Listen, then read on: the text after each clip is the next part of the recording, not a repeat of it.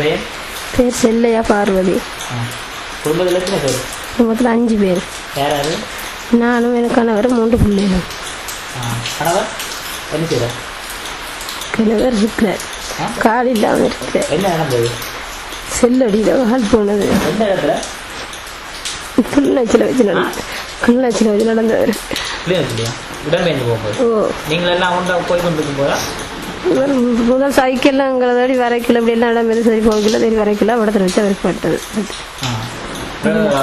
காயப்பட்ட உடனே நீங்கள் என்ன செய்வீங்க? உடனே கொண்டாந்து ஹாஸ்பிட்டலை கொண்டாந்து சனங்களுக்கு முதல் கிளிநொச்சி ஹாஸ்பிட்டல் எடுக்கல, பருவபுரத்தில் வந்திருந்தது கிளிநொச்சி ஹாஸ்பிட்டல். அது பிறகு தருமபுரத்துக்கு வச்சு இப்படியே மருந்து கட்டி கொண்டு போய் சேர்த்தது. இங்கே மருந்து கட்டி தான் அப்புறம் மாத்திரான் போய் அப்படியே உள்ளுக்கு போனது. நீங்கள் காயப்பட்ட கணவரை எப்படி நீங்கள் கரை சேர்த்தீங்க? கொண்டு போய் பெரும்பாடுபட்டு தான் சனங்கள் தான் இப்படி செய்து தூக்கி பறிச்சு இப்படி கொண்டு போய் சேர்த்து இப்படி இப்படியே கொண்டு மருந்து கட்டி கொண்டு போனது.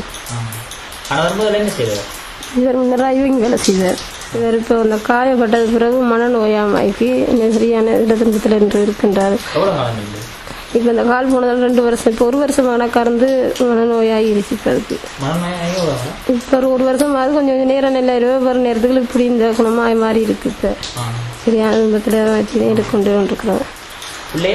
3 பிள்ளைகள், 3 பிள்ளைகள் படிக்கிறாங்க. மூத்த படிக்கிறோம், மற்ற 2 படிக்குது. சரியான கஷ்டம்தான். இப்போ நிவாரணத்தில் சாப்பிட்டு கொண்டு இருக்கோம். இப்போ சரியான கஷ்டத்தில் தான் ஓடி கொண்டிருக்கு. இப்படி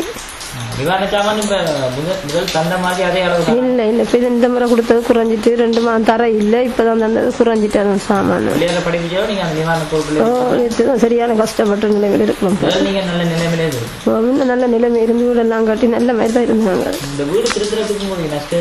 ஒன்றும் தரையில்லை, ஒன்றுமே தரையில்லை. இன்னும் 15 இருக்கிறாங்க, இன்னும் ஒன்றும் தரையில்லை. எங்களுக்கு இருக்கக்கூடிய வீடு இருக்காண்டு பாருங்க. இந்த நிலைமையில நாங்கள் மழையில நனைஞ்சு கொண்டு இருக்கோம். ஒரு கஷ்டத்தில் நல்லா இருந்த குடும்பம் இப்படி ஒரு நிலைமைக்கு போயிடுச்சு. இப்போ